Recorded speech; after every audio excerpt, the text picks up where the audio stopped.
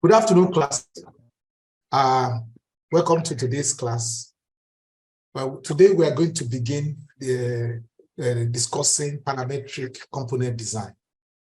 And whatever design we are going to do, the most important background you need to have is to have skills in working around the 3D modeling environment.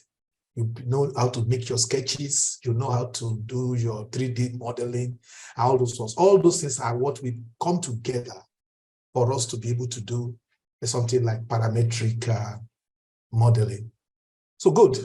So we are looking at parametric component design. I was saying earlier that what is important is that you gain skills. I will talk more about gaining skills because in this class we are serious. We are serious in trying to make sure that level engineering students know enough of the tools to be engineers early.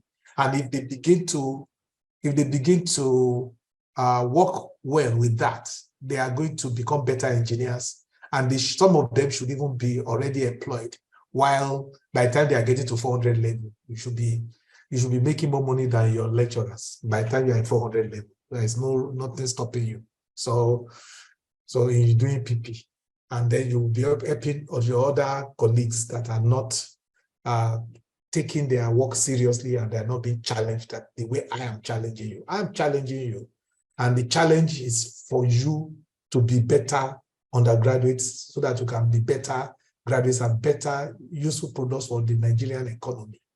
I'm not training you to run away. If you would like, you can run, but at least I want to show you that you can actually be comfortable here and be a productive member of society. So here we are looking at parametric component design, and you will understand what is meant by being parametric and what's a component in a design by the time we finish the next set of 3 lectures. Material for today's lecture. When you go to our website, there are a gamut of materials. There are plenty things to look at. But there are 4 specific materials that were prepared for today's class. That will be in addition to this video that you will get at the end of the lecture. I have the slides, which I call IG, internal combustion engine slides. So we are talking a lot about internal combustion engines today. And we are talking about internal combustion engines because there is a lot to learn in design and graphics just by looking at what happens in a car's engine. And I think it's not a bad idea for you to at least know something about that. It doesn't mean that you are going to be a mechanical or automobile engineer, but you are going to learn a lot of skills on computer graphics that will be useful for you no matter what else, what other things you now eventually go back to do. It doesn't matter what you do with it, but it's going to give you a lot of skills. Okay, so there are the slides, about 22 of them, I think. Then there is a 10-minute video on the connecting rod. So I actually did a video this morning about the way I created a connecting rod. I want to see if videoing small scripts will be more helpful than my doing it online at the same time. Then there is the parametric rod video, parametric connecting rod video. So after I did the connecting rod in the normal GUI way, I did it parametrically. So you can see the difference between doing something in the regular GUI and then parameterizing the something. So you should be able to do both. And that parametric, then there is the V8 engine, because in the IC engine, I make a single engine. Then after making the single engine, I turn it to a 4-cylinder engine. I turn it to a 6-cylinder engine. I turn it to an 8-cylinder engine. I turn it to a V6 engine. I turn it to a V8 engine. All of these things are just coming from assembly processes. So you must be able to move from a single engine to multiple engines. Then you go to the website, go to your internet and check things like firing order. What is the firing order? Many of these ideas are entering it. So as you are learning to do your drawing, as you are learning to do your design, learn also what is happening in engineering, what all this engineering equipment, what many of the jargons that people are talking about, what really they mean, and what the designer, the person who designed them, what was in the person's mind, and how did they actually implement those firing orders and many other things. In addition to this, you can navigate to the same S2P Africa webpage where you get your stuff. Look at week 3 of 2021 engineering graphics. I looked at it and I saw that a lot of very, very great graphics were already there. And they are still coming from the same file that I've done. So, but it's just that the ones of this today's lecture are using, I'm using the newest version of Fusion 360, which will be better. And then I am doing a little bit more work on my videoing beforehand. So, whereas in the other videos, I did them in class. I was going through the Fusion 360 in class. I have found out that it's better when I do the video ahead of time, edit some hesitation and some mistakes out of it so that the videos are shorter and they are more precise. Well, it is, you are the person, I think the taste of the pudding is in its eating. You are the person eating the pudding. So you are the one who will know which one is sweeter and which one is bitter. So, but I'm just telling you, go to our website, you will see a lot more materials there. But I'm just telling you the ones that were prepared for today's class. That's the difference. If you still find something useful in previous slides, use them. They are all for you to use. Basic skills and projects. You aspire to keep increasing your 3D modeling skills concurrently with the materials given in these lectures. The videos offered by the software manufacturer are not alternatives to my video. I'm not competing with Autodesk. The usefulness of their videos is different from the usefulness of my videos. Their videos address basic skills. Basic skills, you don't have to be in a university to be able to learn those basic skills. But my own purpose is to combine all those skills and bring them to you as a university student and try to use it to connect the things you are learning in the university. So they are different things. So, and so if some of you are interested in getting certification in Fusion 360, I encourage you to do so. But never for 1 minute think that that is now, that means you now know what we are doing here. What we are doing here is not Fusion 360 certification course. We are going far beyond that, far beyond that. But if you get the certification course, that gives you the skills and you are a better student to learn from what we are doing. But we are going to not forget the fact that you are learning strength of materials, mechanics of fluids, thermodynamics, heat transfer, and several other things you are learning. We are bringing those things into this. The Autodesk people that are making the videos for the certification cannot assume that. And I can therefore teach you other applications of the 3D solid modeling beyond what they can teach you. And even when I don't teach you those things here, I'm preparing you to be able to apply the knowledge here for those courses later on. So the computer graphics course we are teaching the goal is slightly different from the goals of somebody who is just going to be a technician to learn how to draw for people. I'm not talking down on that. A technician who can be a millionaire, can set up a company, can set up a manufacturing thing. So there's nothing, the idea of somebody bigger than the other is one of the things that are killing Nigerians. So the person who is a tailor, the richest man in the world now is somebody who is selling fashion products, starting from being a tailor. And so I don't really see why, if we have somebody like that in Nigeria, maybe our lives will be better than that. So don't think that because you are in university, you are better than somebody who is not in university. Every one of us is a matter of how much we apply the opportunities we have. So my videos are to prepare you for applying the knowledge to projects. We do not learn in a vacuum. We learn by using the knowledge to do specific, useful projects. So anytime you have gotten this knowledge, just ask yourself, what am I trying to do with it? You are not just filling your head with how to draw and then posting to other people, I know how to use 3D solid modeling. No, what are you doing with it? What are you able to do with it? What difference can it make in your life or in the life of other people? So I repeat again, you are expected to keep increasing your 3D solid modeling skill concurrently. So all the videos I gave you earlier, I directed you to earlier on the website of Autodesk, please constantly watch them. If you have forgotten some, watch. There are details, there are best practices details that they can teach you better than I can. that I too go there to learn. So don't really, the fact that they are teaching young people, there are some things that are new. They keep introducing new things. And in order for me to keep on top of my game, I constantly go there. I watch those videos, and I don't see why you cannot watch them. If there are videos that are of very little use to your life and career, that you spend time and you will not even sleep at night watching. So why can't you spend some more time for things that are useful to your career and life? Parametric component design. We will gain valuable skills and experience in the use of both the graphical user interface, and we have been emphasizing the graphical user interface since the beginning, as well as the applications programmers interface. I began to introduce the application programmer interface using Python from last week by just dumping on you a drawing that I did with Python. And we are going to go back to that and learn more on how to use the API. Which one is better, API or GUI? Both are good.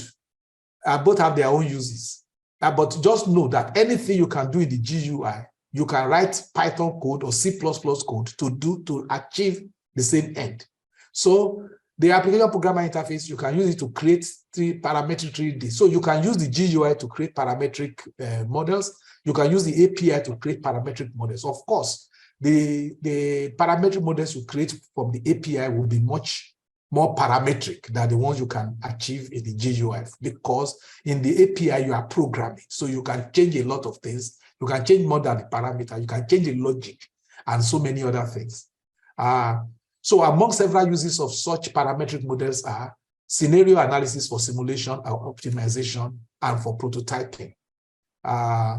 So for instance, if you are doing simulation, by the time you are getting to 400-500 level, the emphasis will be on simulation. The students who were before you learn some of these things in their final year. It's no longer useful. You should learn this thing in 200, in fact, 100 level to 200 levels. When you are lucky, you are the people learning these things at the right time. So every course you now take should now be on the basis of this knowledge. So if they are teaching you fluid mechanics, you should be able to simulate. If somebody is telling you how water flows through an obstruction, you should be able to simulate that obstruction, draw it, and then take it to the simulation in AutoCAD CFD, and actually see realistic problems. The realistic problems are superior to the problems that are in your textbooks, because the problems that are in your textbooks are problems that are made so simple that you can work by hand. But the problems you can now achieve are problems that are realistic, and you can do modeling the way an engineer in a company that is manufacturing aeroplanes, manufacturing motor cars, manufacturing complex products, the way they do their work. We are trying to make sure that you begin to be trained in that same way, because the same software they are using. The software you are using, like the Fusion 360 that is free for you, is being sold to those companies. But the whole idea is that it is free for you so that you get used to it before you come out. Once you are no longer students, you will no longer be able to use a Fusion 360 for free the way you are doing. So take the opportunity. This freedom is available to you until your NYSC. You can still use Fusion 360 when you're on national service, but after that, then you have to be cheating to use it. And those people are not fools. They are the people who wrote the software. So if you think you are so wise, why don't you be so wise and write your own software? So if your own wisdom is to be able to cheat and steal somebody's software, why can't you go one step further and write a better software so that other people can be stealing it? Anyway, so when you are doing scenario analysis, sometimes you may have to do like a lot of models. Maybe you are making 50 models and there are just some slight differences between them. You don't want to do 50 drawings. If it is 200 drawings, you don't want to do 200 drawings. That is the reason for parameterization. You just want to change a parameter and the computer cracks out the drawing for you, and then you take it for scenario analysis in your simulation to see which one is better. If I change this parameter, to this, which one is optimal, which one is better, which one is superior.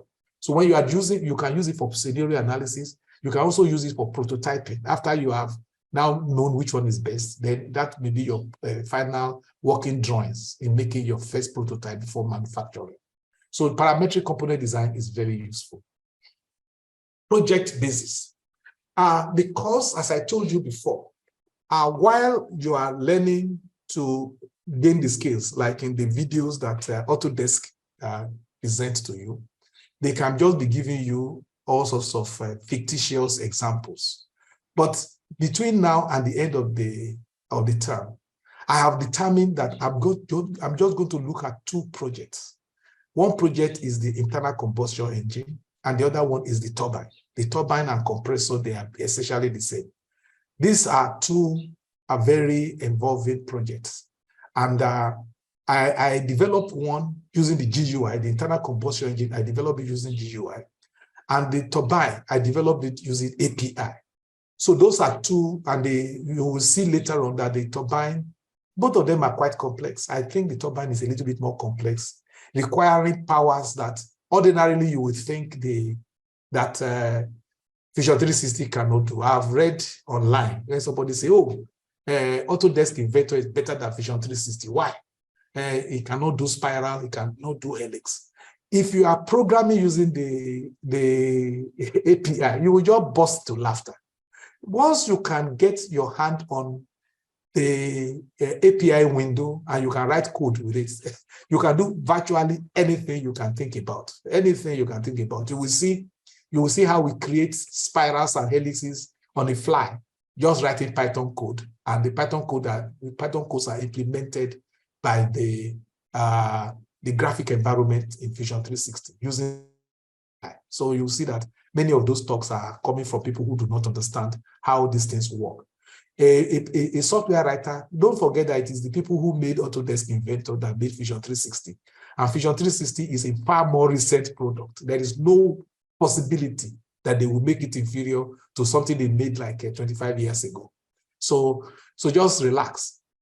You will see when you get a little bit of handle on the API, you will see that there are certain things you will not be able to achieve easily in the GUI that you can do. And now, the two projects are internal combustion engine and water turbine. Of course, I know it's more sexy and logical and appropriate to be focused on electric vehicles. Of course, if you say, oh, we are working on electric vehicles, that looks very nice. But there are two reasons we will begin with the internal combustion engine as our project example. First, is that the graphics and design issues involved are more interesting for learning purposes. There are a lot of design issues that arise. They may be old. There is a technology that has been with us for 200 years. And it's an old technology, but there are a lot of engineering things there that if you learn them, you can apply that knowledge to much more modern things. So that is why things like motion transmission joints are plenty in the example, in the internal combustion engine. Second, the jury is still out on these eventual winners to the successor of internal combustion engine as a primary means of transportation. Don't assume that it's electric vehicle that will win. The electric vehicles are doing very well, but there are people who are talking of hybrid engines. I believe in Nigeria, it is not electric vehicles we need. We need hybrid engines. You need to be able to drive your car home. And when you get home and you know that there's no electricity, your car becomes your electricity station because your batteries have been charged during the day, both by solar as well as by the fuel that you put in your internal combustion engine. There is nothing that beats that. I think hybrid is what we should be gunning for in Nigeria. Countries that already have infrastructure for all these things might be served with electric vehicles. We need to be thinking of what is really good for Nigeria. Don't assume that whatever is good for America and England must be good for Nigeria. We have to think what is good for Nigeria, and you are being acute to take part, to take a seat in that conversation. Not just to open your mouth and talk like many Nigerians talk, but to have important technical information that you have worked on that will make your discussion relevant. So hybrid engines are still in contention. Hydrogen reactors are also still in contention. So we will be able to you should be able to take projects in all of these things after you have understood how we do these designs on this type. The second example will be turbines and pumps. Energy is a major issue for us in Nigeria. We will use this to demonstrate and gain skills in the API, because my turbine and pump examples were done fully in Python. So it's a relatively complicated example And then by the time we take you through that, I will eventually give you a project to do later. Internal combustion engine components. There are three main components in the internal combustion engine. There's the piston that compresses the air-fuel mixtures and takes the expansion pressures during the combustion to drive the crankshaft through the connecting rod. The most common type of internal combustion engine is 4 strokes. There is a compression stroke, there is a power stroke, and there is an exhaust stroke. And then I forgot what the last, an exhaust stroke, and okay, there is the power stroke, exhaust stroke, compression stroke, and the exhaust. Well, there are 4 of them. So the piston has to move 1, 2, 3, 4 times. So it has to go through four sweeps of the cylinder for a complete something to happen. And ordinarily with a 4-stroke engine, your ride should be very bumpy, because only one of the 4 strokes is actually giving you power. The remaining other are idling. So, but if you have a 4-cylinder engine, what then happens is that at every stroke, there is an engine giving you power. So since one of the cylinders is giving power at every stroke, so you have to, that is why you have to have a firing order, because if they all give power at the same time, the thing will just be jerking.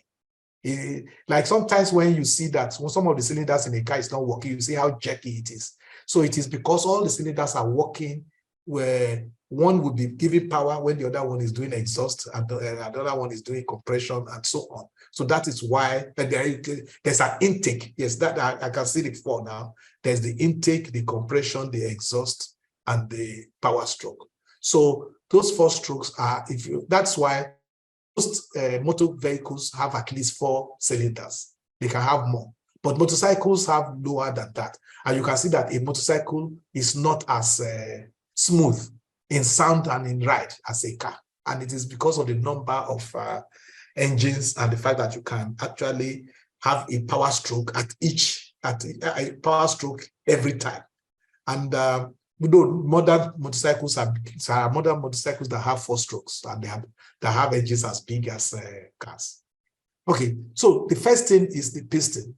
Then the second one is the crankshaft that drives the wheels through the gears in rotary motion, and the connecting rod that transmits the reciprocating motion of the piston to the rotational motion of the crankshaft.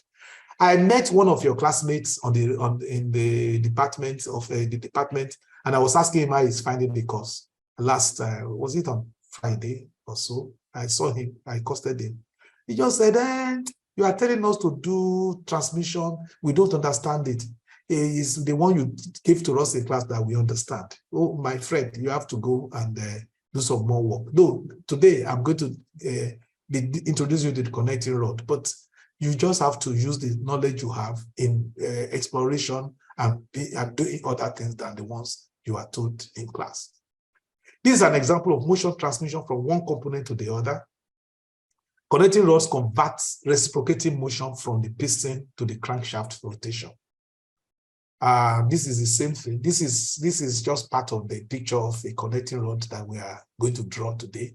The connecting rod transmits motion from the piston to the crankshaft. The former is reciprocatory and the latter is rotational. So one side is in rotational motion, the other side of it is in reciprocatory motion, and the connecting rod is the one whereas your piston is always in reciprocating motion, your crankshaft is always in rotatory motion, and the crankshaft is the go-between that transmits one motion to the other. Another example of connecting rod was discussed in the Autodesk video that you were supposed to watch last week.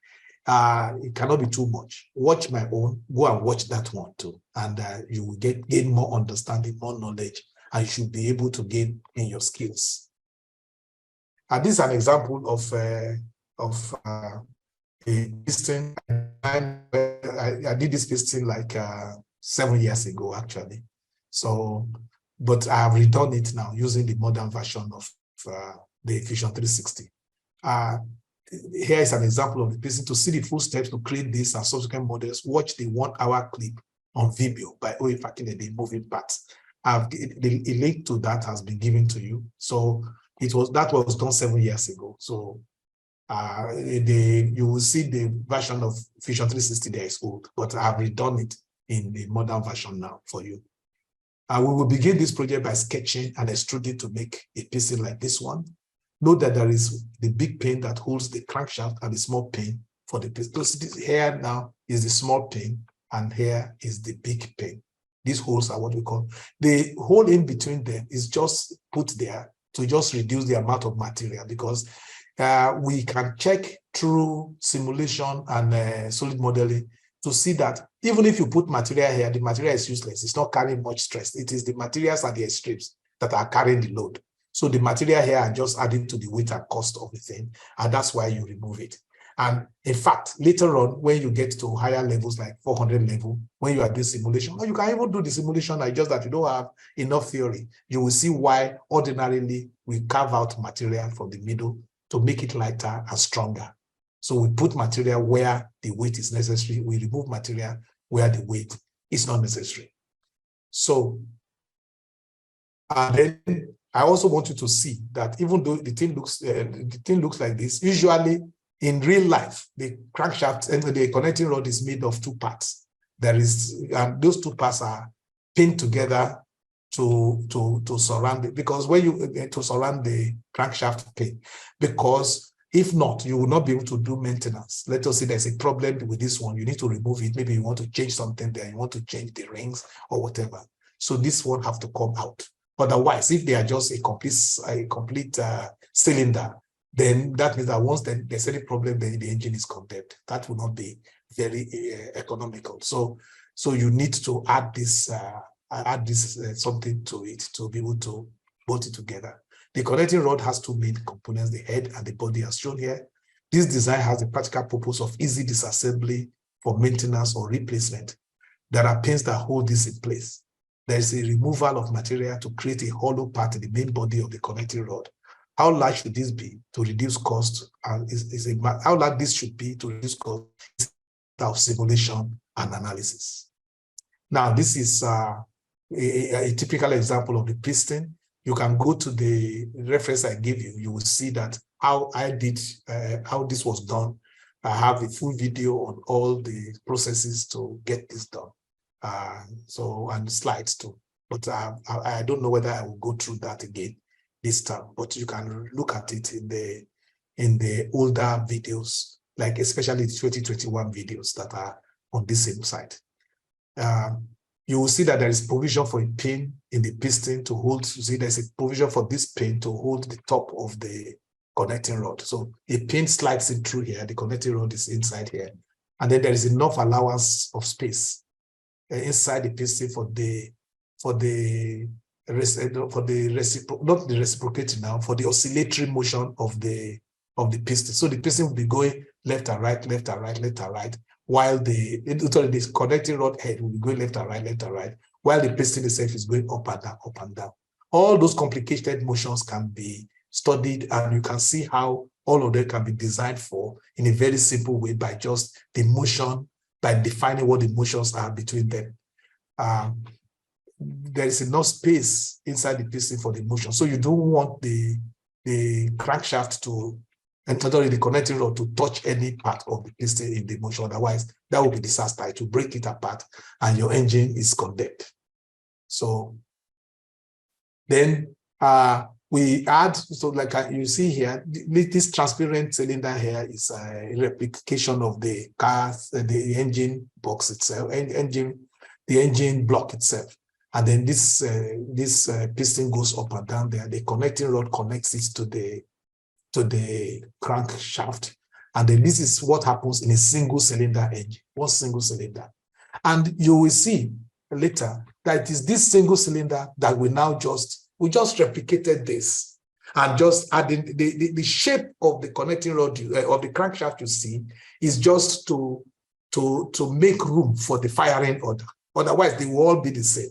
But if they all be the same, if they are all the same, they will fire at the same time, and your car will be worse than it will just be going good. So that's kind of thing. So the firing order is important, and you can see why it is so. While the piston reciprocates, there's an oscillatory motion around the small pin inside the piston to transmit motion to the crankshaft. V engines and multi-cylinder inline engines can be designed from this single engine, and the drawing in the given references clearly shows. So you see that once you have finished this, you have basically finished the engine. All we are doing, all that is left is replicating, copying, and rotating. That's all. So this is where the heavy lifting is done. The heavy lifting is done in this drawing. After that, everything else is relatively easy to do. For instance, like I said, you can see, if you look carefully, you will see that this crankshaft is just the same, thing that is repeating period to period, just with some rotation. And like I told you, the rotation is what is going to create the firing order. When you go home, go to Wikipedia or other sources and look at firing order for next week. So you will see why these things are oriented, where each unit is oriented differently to make the car run smoothly. It has to be this looks arbitrary, but it's not. The next time you go to a mechanic workshop and they bring out a crankshaft, you will now have a deeper understanding of why it is the way it looks, because you can make one yourself and you can print it out in 3D printing, or if you have tested it, you can send it to a manufacturing firm to print it for you, to make a copy for you. So these things are not too hard for you. They are things you are in the university to learn. Don't think it's only people in America that can do it. You can do it. You have access to the same kinds of facilities that they themselves do. So we are going to begin with showing how the connecting rod is sketched here. Like I said, some of the old slides actually do a slightly better job than this. What we are doing better than them here is that we have a better video, but the slides are more detailed in the 2021 class.